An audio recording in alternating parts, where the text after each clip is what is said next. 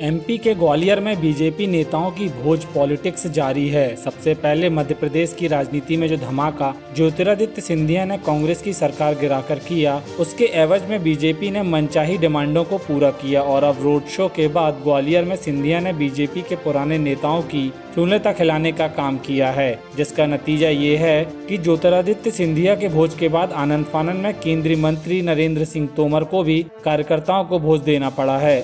बुरार का हमारा परिवार है, मेरा जन्म यही हुआ है, तो निश्चित रूप से इन सब लोगों ने कार्यक्रम की आयोजना की। काफ़ी लंबे समय से 2 साल से कोविड का मामला चल रहा है, तब से आना जाना नहीं हो पा रहा था, इसलिए आज सबसे मुलाकात हो अंचल में राजनीति के 2 सेंटर माने जा रहे हैं ज्योतिरादित्य सिंधिया। अरे कोई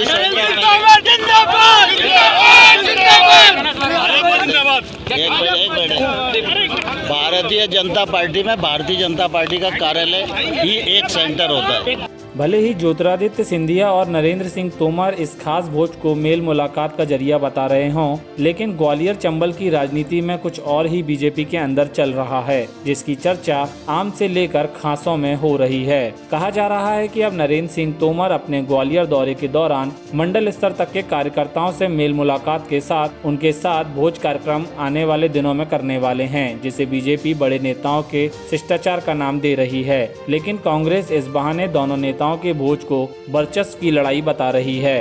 अब ग्वालियर में 2 छत्रपों की लड़ाई, उनका कोल्ड वार शुरू हो गया है और अपने अपने अस्तित्व की लड़ाई चल रही है और इसमें ग्वालियर की जनता को खामियाजा भुगतना पड़ेगा। ज्योतिरादित्य सिंधिया जी और नरेंद्र सिंह तोमर जी, ये दोनों छत्रपों की लड़ाई अब सड़कों पर दिखने लगी है। उनके कार्यकर्ता जैसे एक दोनों तरफ से फौजें अपने अपने तैयारी चल रही हैं और अपने स्वागत सत्कार में ये स्थिति पैदा हो रही है कि अपना छत्र स्थापित करने के लिए, अपना वर्चस्व बनाने के लिए स्वागत सत्कार का दौर है। अभी सिंधिया जी ने भोज दिया, आने वाले समय में सुना है नरेंद्र सिंह जी भी भोज दे रहे हैं। और अब ये ग्वालियर के इतिहास के लिए ठीक नहीं है।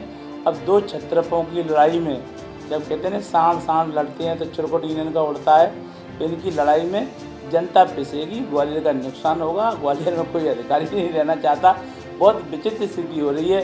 तो ये सब भारतीय जनता पार्टी के लिए मेरे को लगता है ठीक नहीं है।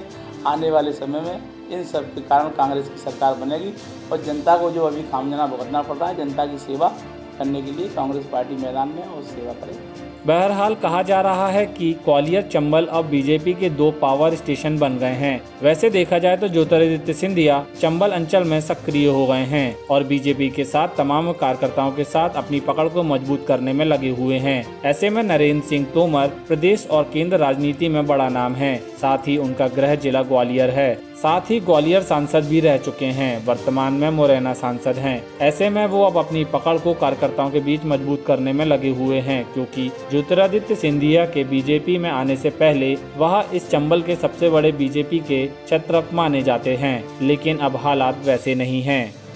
टाइम 8 मध्य प्रदेश के ग्वालियर से ब्यूरो रिपोर्ट।